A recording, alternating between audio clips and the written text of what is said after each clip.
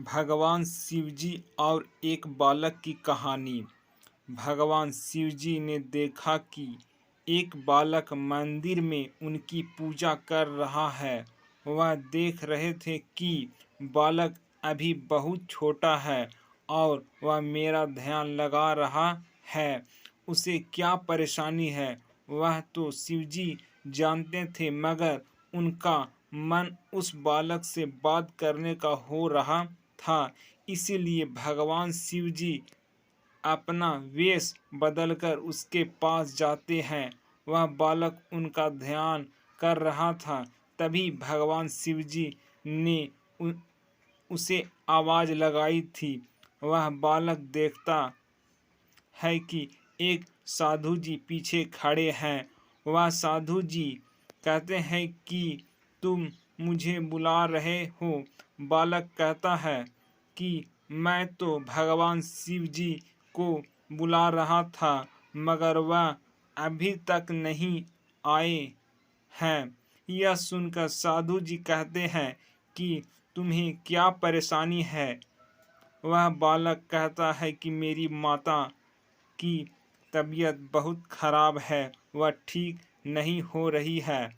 मैं शिवजी भगवान जी से यही कह रहा था कि उनकी तबीयत को ठीक कर दो, मगर वह तो मेरे सामने नहीं आ रहे हैं।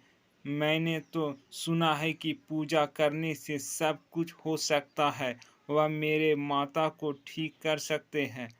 उस बालक की बात सुनकर भगवान शिव जी प्रसन्न होते हैं, क्योंकि उन्हें पता है कि वह बालक सच सच कह रहा है। शिव जी कहते हैं कि तुम्हें घर जाना चाहिए, तुम्हारी माँ ठीक हो गई है। यह सुनकर बालक खुश हो जाता है।